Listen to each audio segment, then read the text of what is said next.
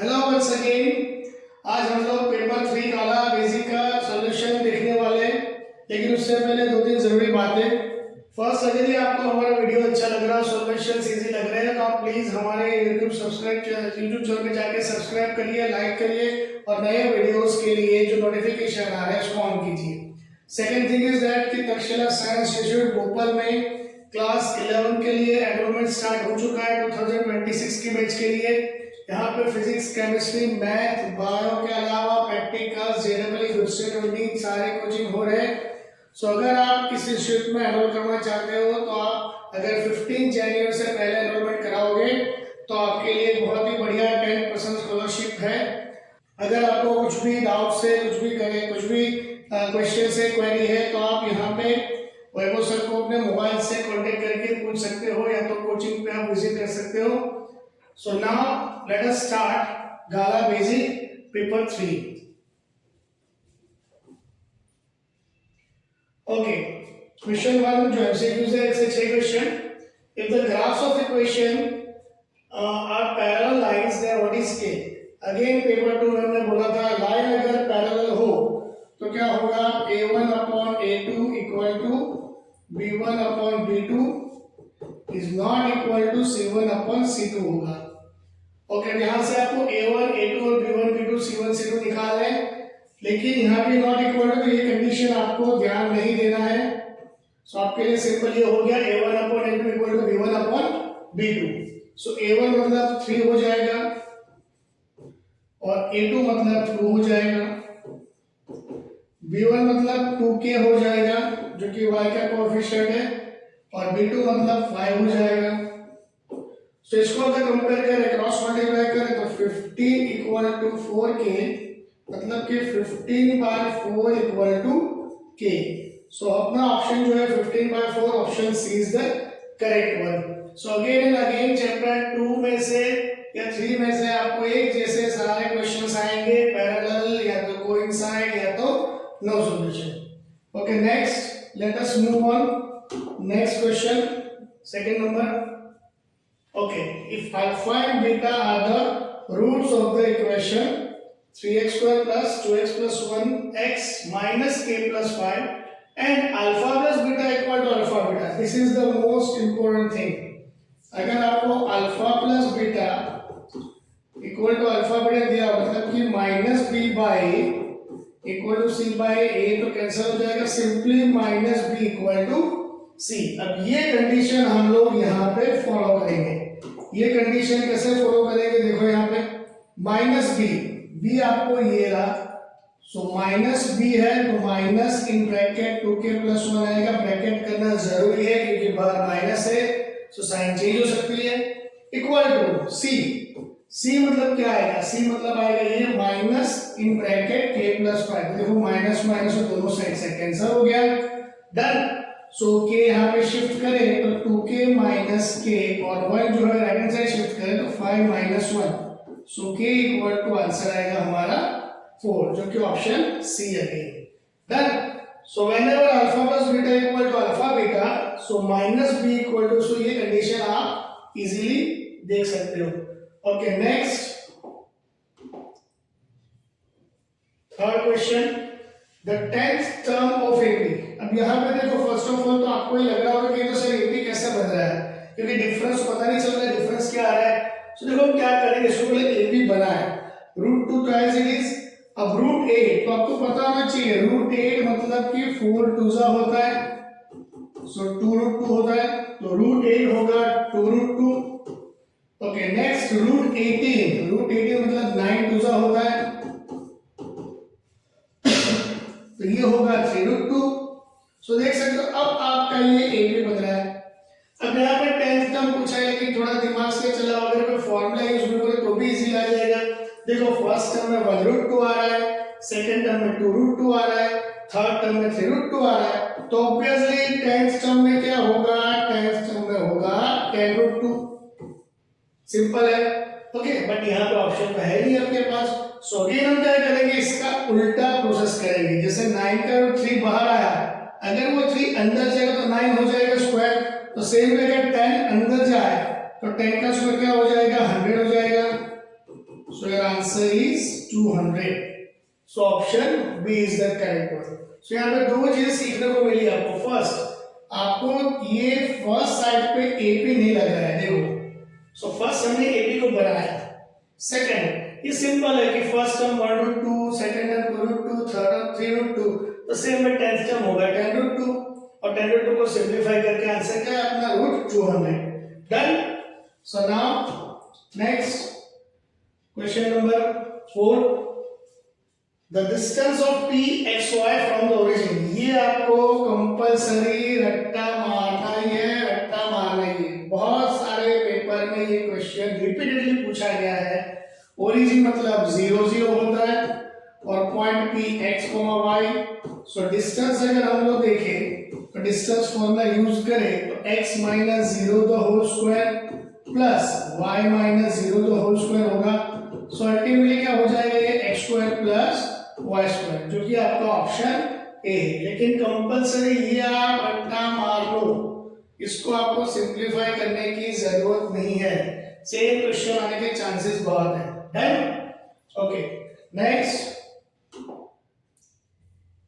5th MCQ.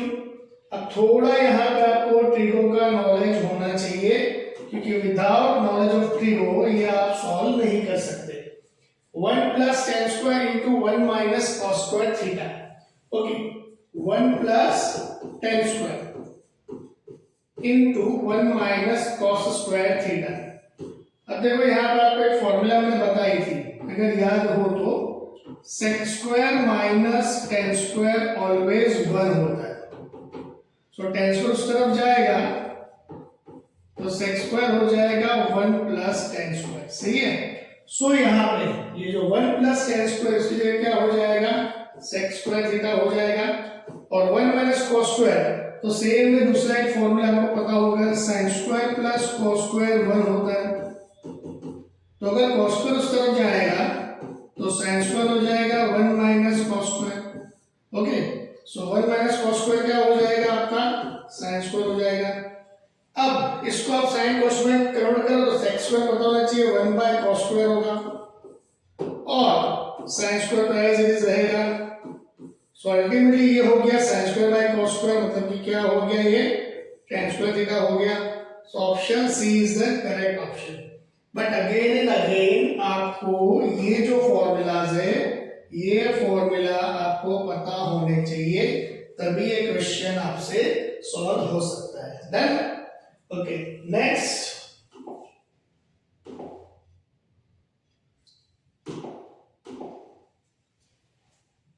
Last MCQ, MCQ number 6. Okay. यहाँ पे क्या दिया हुआ है आपको for the frequency distribution given below, the cumulative frequency of the class 30-40. मतलब आपको ये जो क्लास है उसकी cumulative frequency फाइंड करनी है. cumulative frequency को बोलते हैं CF. करना क्या होता है आपको ऐड ऑन करना होता है. जैसे फर्स्ट क्लास की प्राइस 27 आएगी, उसमें आप 12 अगर ऐड करो तो 27 प्लस 12 39 आएगा. अब उसमें 39 में 8 ऐड करो तो 39 प्लस 8 47 आएगा और 47 में अगर 5 ऐड करें तो ये आएगा आपका 52. So cumulative frequency of the class 30 to 40 क्या आएगा 52. सिंपल आपको सेम पूछा है, कुछ नहीं पूछा है. डन. अब हम लोग नेक्स्ट क्वेश्चन की तरफ मूव करेंगे.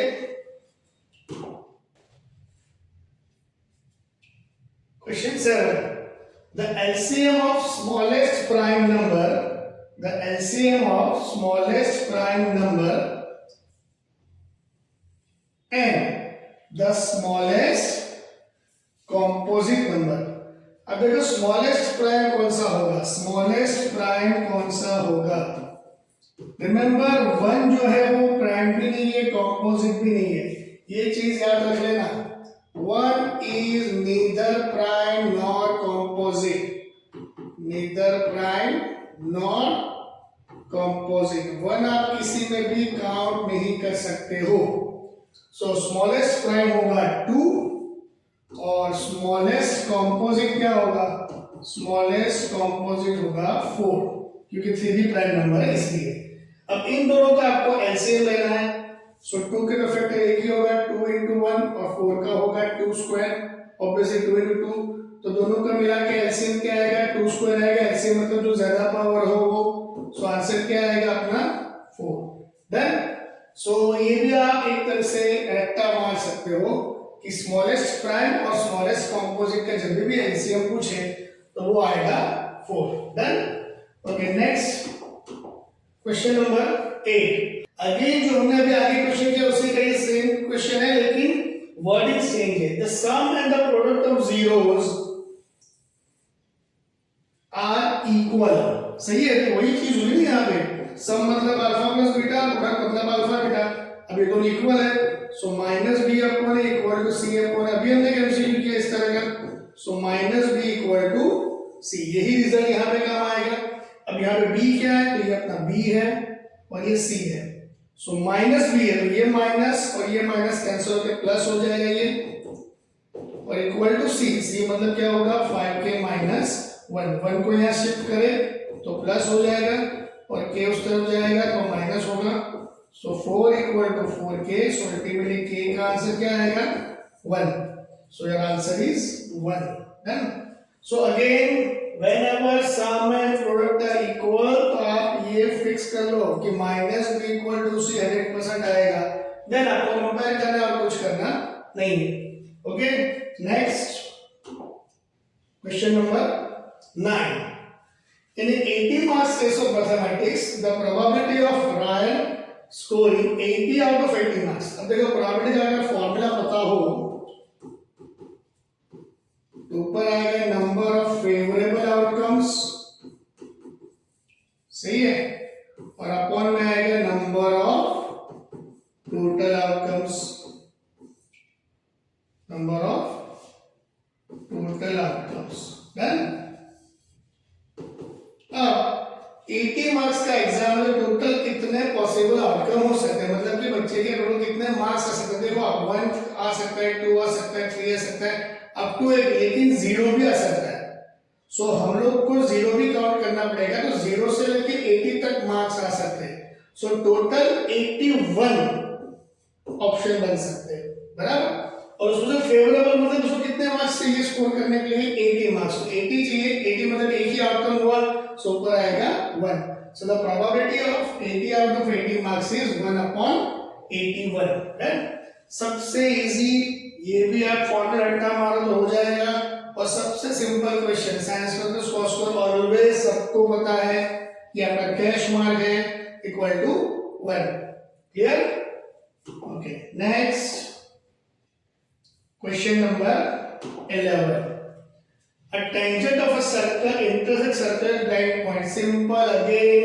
लास्ट टाइम भी हमने ये किया था टेंजेंट मतलब एक ही पॉइंट में टच करे वो और अगर सेकंड हो तो 2 पॉइंट में टच करे इसको बोलते हैं टेंजेंट और इसको बोलते हैं सेकंड मतलब टेंजेंट कितने पॉइंट में टच करेगा 1 पॉइंट में ओके और अगर सेकंड पूछा होता तो 2 पॉइंट्स होता है okay next one for a given frequency distribution m is given and mean is given और आपको z अगेन मैंने बताया था सेकंड पेपर में भी थर्ड में बता रहा हूं z equal to 3a minus 2x bar ये फॉर्मूला रट्टा मान लो एक क्वेश्चन इसका आने वाला है कंफर्म सो यही फॉर्मूला यहाँ पे यूज करें z equal to 3a minus 2x bar z बताना चाहिए मोड होता है m मतलब मीडियन होता है और x बार मतलब मीन होता है अब हमें z तो फाइंड करना है m आपको दिया हुआ है 15 और मीन दिया आपको 80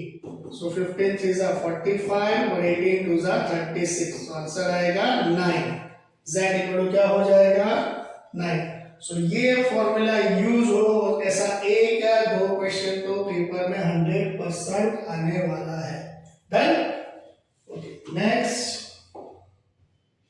क्वेश्चन नंबर 13 ट्रू और फॉल्स √2 माइनस √3 या √3 प्लस √2 अब देखो पहले थोड़ा ट्विस्ट हो सकता है ये क्वेश्चन क्योंकि आपको डायरेक्ट रूट दिए तो आप ये मत बता सकते हो कि भाई ये तो इरेशनल ऐसा जरूरी नहीं है इसको आपको सिंपलीफाई करना पड़ेगा कैसे करेंगे सिंपलीफाई तो ये √2 माइनस √3 तो एज इट इज है लेकिन अगर ये प्लस वन है उसको मैं उल्टा कर सकता हूँ। प्लस को हम कैसे भी लिख सकते हैं, अगर आप a प्लस बी करो कि b प्लस a करो, बोथ मीन सेम, सही है।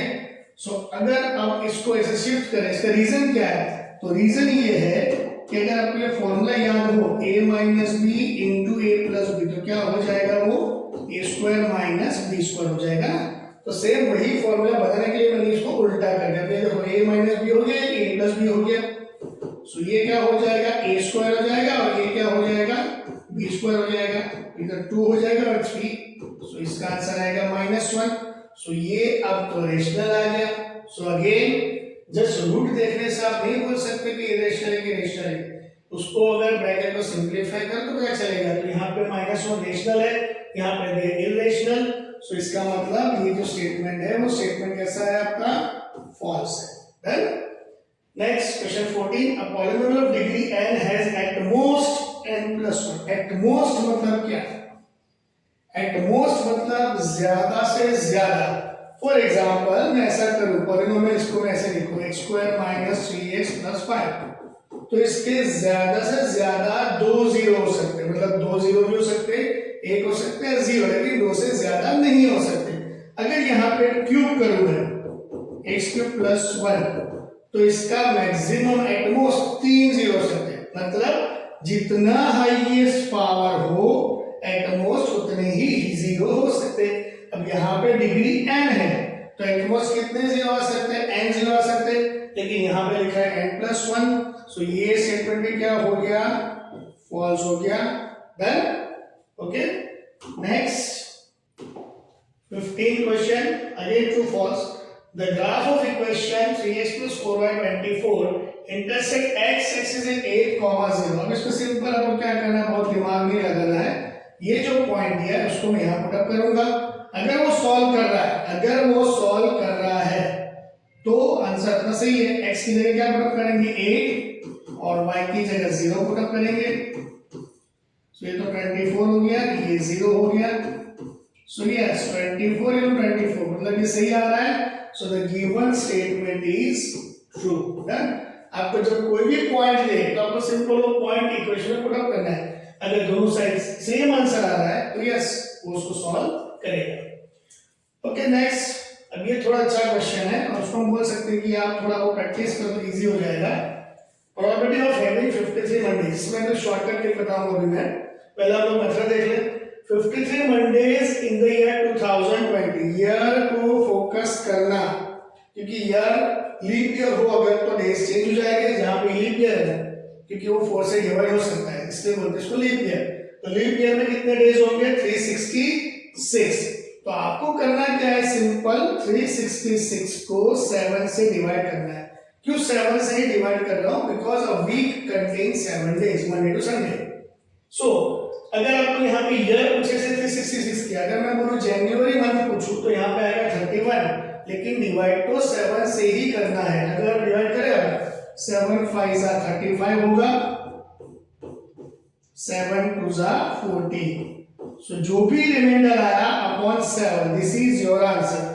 तो प्रोबेबिलिटी क्या आएगी, प्रोबेबिलिटी ऑफ 53 मंडेज क्या आएगा, 2/7। और वही हमारा आई थिंक आंसर यहाँ पे 3/7 है, यस। सो ये गिवन स्टेटमेंट क्या हो गया, यहाँ पे फॉल्स हो गया। समझ में आ रहा है। सो यहाँ पे ये जो डेज है, ये जो डेज है ये चेंज होते रहेंगे according to your question.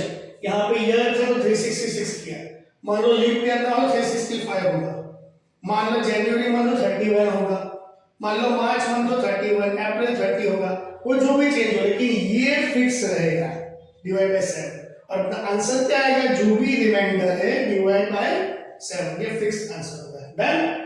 Okay, question number 19।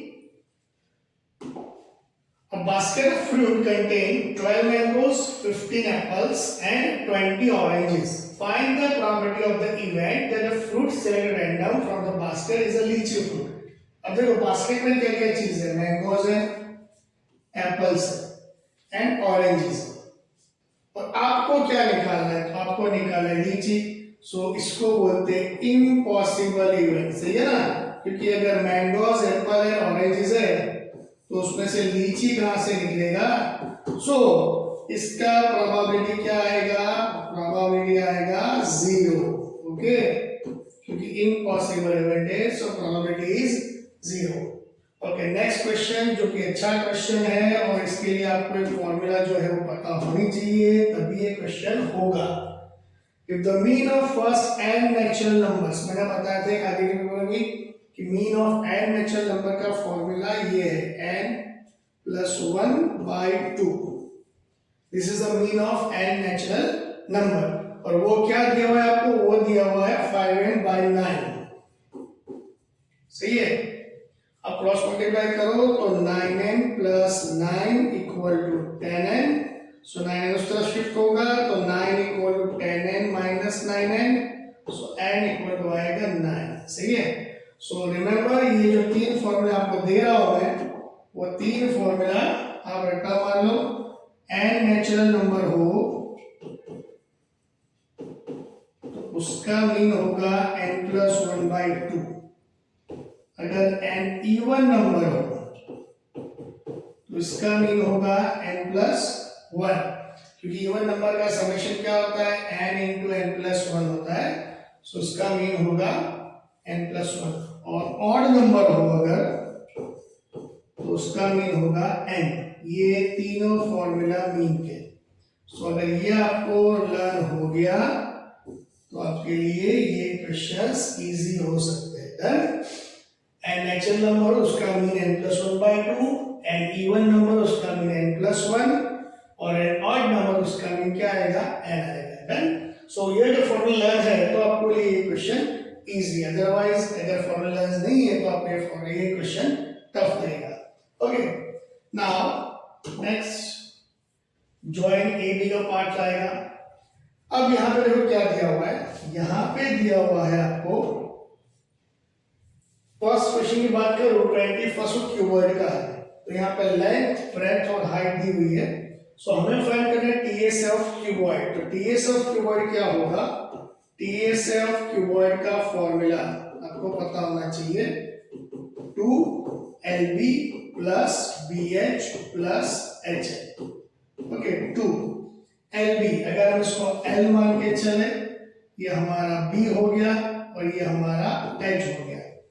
तो LB मतलब 4 3 12 हो जाएगा, प्लस BH मतलब 3 2 6 हो जाएगा, और HL मतलब 3 2 4 8 हो जाएगा। 12 प्लस 8 20 प्लस 6 26 हो जाएगा। 26 2 52 cm स्क्वायर, जो कि अपना ऑप्शन बी है। Done. Clear. Next 22nd question जो है वो क्यूब वाला क्वेश्चन है। इसमें क्या पूछा? एलएस है। एलएस को हम लोग सीए से भी बोल सकते हैं। अगर एलएस से बोलो या सीए से बोलो, both mean same of cube. तो क्यूब का सीए से क्या है? 4n स्क्वायर है। अब n तो आपके पास 5 दिया हुआ है, सो 4 into 5 square, 5 square 25, 25 4 100 cm square. So LS of cube होगा 100 cm स्क्वायर। सो यहाँ पे आंसर आएगा ए ऑप्शन और इसमें आंसर आएगा B option. Clear. So simple diagrams थे, लेकिन बेसिक जो फॉर्मूला बेस्ड क्वेश्चन है वही क्वेश्चन यहाँ पे पूछा गया है। Clear. Okay, last two join A and B, 23 और 24 डायरेक्ट फॉर्मूला पूछे। और मैंने बताया था कि सेक्टर वाले फॉर्मूला रट्टा मार के जाना, क्योंकि 100% एक ज्वाइन ए बी सर्कल के यूनिट से आने वाला है, सेक्टर वाले यूनिट से। Area of circle. Okay, area of minor sector, obviously area of minor sector क्या होना चाहिए? Pi r square theta upon 360, 100%। तो फर्स्ट में 23rd ऑप्शन आएगा B. Circumference of semi circle, देखो सर्कल जो होता है उसका सर्कमफेरेंस क्या होता है? सर्कल का सर्कमफेरेंस होगा 2 पाई आर, लेकिन जब सेमी सर्कल हो तो उसका हाफ हो जाएगा। सो 2 पाई आर का हाफ करे तो क्या हो जाएगा? पाई आर। सो ये जो है 24, उसका आंसर आएगा पाई आर, मतलब कि ऑप्शन ए। सो यहाँ पे आपके और 24 एमसीक्यूज जो है ऑब्जेक्टिव्स गाला पेपर 3 बेसिक के खत्म हो गए। वंस अगेन आप अगर यहाँ पे ये वीडियो देख रहे हो तो आप फर्स्ट ऑफ ऑल सारे जो एमसीक्यू सॉल्यूशन देखो, देन अपनी नोटबुक में नोट करो और अपने आप सॉल्यूशन करो। अगेन डू नॉट मतलब द आंसर्स, आपको आंसर से ऑप्शन रट्टा नहीं मारना है, आपको समझ के करना है। समझ में ना आए दूसरी बार वीडियो देखो तो आपको पता चल जाएगा। लेट अस नाउ हम लोग नेक्स्ट लेक्चर में कल एमसीक्यू पेपर 4 जो है बेसिक के, उसके एमसीक्यू सॉल्व करेंगे।